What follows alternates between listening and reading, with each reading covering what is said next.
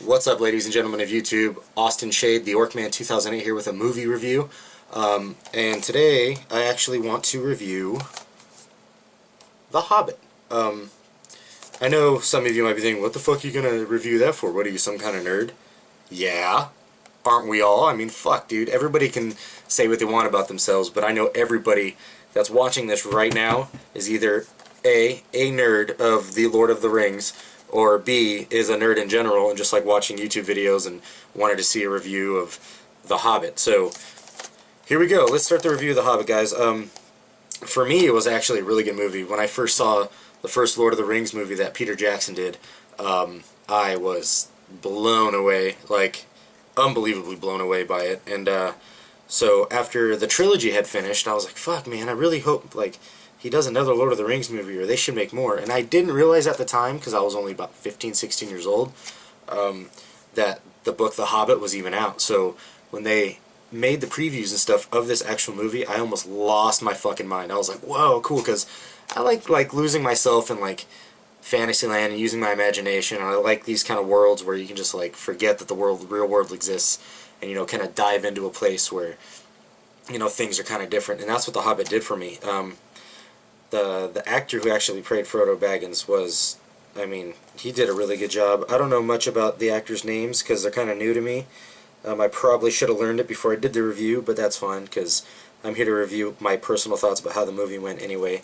Actors' names and stuff don't really bother me too much. But yeah, the way it went is they actually told the story of, not Frodo Baggins, but Bilbo Baggins, Frodo's uncle, how he came to find the Ring of Power, and, you know, how he finds Gollum. And the beginning of the story starts with, you know, the dwarf cities before they all got destroyed, and, you know, some dragon took it over, so they're trying to get their land back. So they get Bilbo Baggins to go on this big traveling thing. The main character, the Pale Orc, is a badass, guys. You guys got to see this movie if you haven't already. On a scale of 1 to 10, with 10 being the highest rating I would give it, I would literally give this movie like a 9.3. Only reason why is because the little bit of it that I didn't give it a 10 for is because I'm still kind of dwindling on how the next movie's going to be, so it might make my perspective a little bit bigger on, you know, the whole movie as a whole, because I want to see all three of them together when they're done. I really don't know when the next one's going to be coming out, so I really couldn't give you any you know, opinion on that. But as far as this movie goes, from beginning to end, like, it grabs me. Like, the dwarves, when they show up to his doorstep, to when they go on their adventure, you know, Peter Jackson basically is doing it all over again, just capturing my mind and stuff. And if you guys have already, you know, picked this up, you need to, because it's a really good flick, and I really, really think you guys should pick it up. But that's just me. I'm kind of a fucking, you know, closet nerd. I mean, you see my headset here with my mic. I mean, I actually play games a lot too. If you guys are interested in hearing a video about what kind of games I play, go ahead and subscribe and comment about what games you want me to review. And I mean, right now I play Diablo 3, Star Trek Online, Star Wars The Old Republic. I played Path of Exile for a little bit. It's that, like, Diablo clone or some shit like that, which is also pretty good. But I digress. Back to the topic at hand here. They got the same actor to play Gandalf, which is pretty cool.